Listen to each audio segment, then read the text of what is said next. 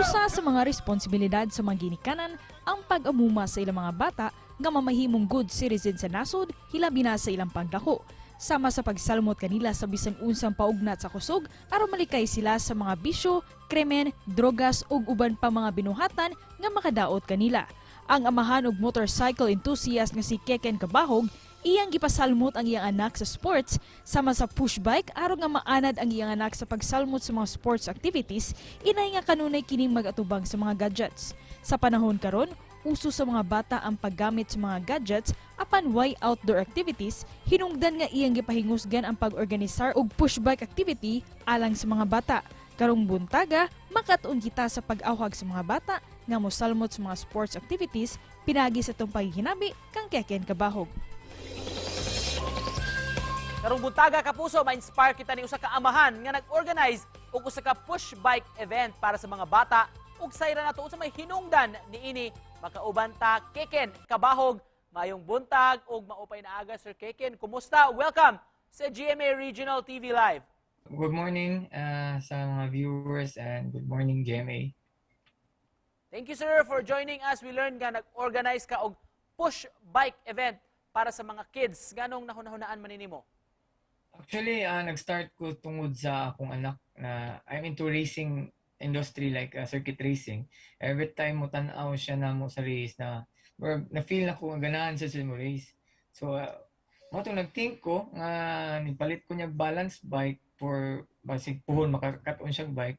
Then, na-research na ko nga there is a international race like sa Taiwan, sa Japan, like sa Thailand nga push bike race. So mo itong gitry na ko nga message sa mga kaila nga into racer like i-post na ko sa Facebook kinsay na push bike or balance bike. So mo itong na-organize for special event like more trial lang ba. So sa among event na circuit racing doon diha nagsugod na more than 100 ni appeal jud. Ano sa amin nagsugod inyong event sir og regular na ni kan every ano sa amin yun ipahigayon? Actually, this year, last year namin nagsugod into circuit racing kay katong pwede na makagawas, maka-event na og racing. So, this year lang jud ang push bike na muna. So, last May. So may kasagaran nga pangidaron sa mga maka-appeal ani sir? Actually, ang pag-first na mo nga event is dili pa man to well organized at last trials pa namo. Among gi categories namo is 2 to 4 years old, then 5 to 7 years old. So karon pag second leg namo like nag-meeting niya about sa parents then share sa mga opinions. So karon gibuhat na namo ma'am like into age category. Free ra ba ni nga kalihukan sir or do na bay bayad sa mga gustong mosalmot ini doon na po may mga plano sa inyo? Actually, there's a registration fee for the expenses na mo like sa mga trophies, like sa mga cruise, like masulduan po nato kay mao man ni mga cruise nato nga motabang sa mga bata nga if ever malamba, naa sila diha every corners naa sila do.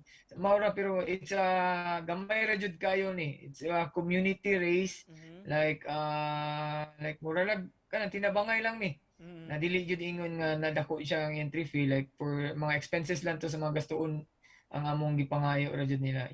Usually ang akong mga events na into partners like sponsor like X-Deal. Ikaw isip usa ka amahan sir Keken ngano importante man nga ma-involve ang mga kabatan-unan sa sports?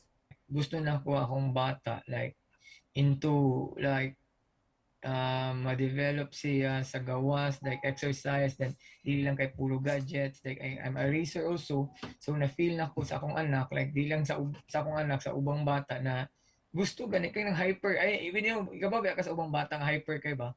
So ato siyang i-use ang pagka-hyper sa bata into the proper way gani, like into like this in the bike event or into sports na racing, like mag-guide nimo siya dili kay nga tungod ka hyper sa bata pataka lang.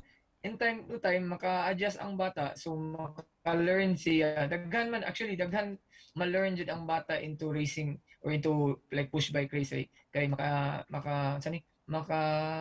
maka-learn siya sa mga like mo dili mo surrender as if ever malamba siya like anang mubangon ka po na fight into And isip pa na po sir, mensahe nimo sa atong mga viewers ron Buntaga. Sa mga viewers, like if naamoy kids, like parents, like if you wanna join our event na open ra jud tani, or we're all kids like 2 years old to 7 years old. If ganahan mo like you use the push bike lang, category into sports na dapat full gear lang sila, then try to message me for the upcoming races. Mo update lang mi ninyo or i-add mo sa GC for the parents. Alright, thank you so much sa pagpasabot sa inyong aktibidad ngayon para sa mga kabataan-unan. Sir Keken Kabahog, thank you sir.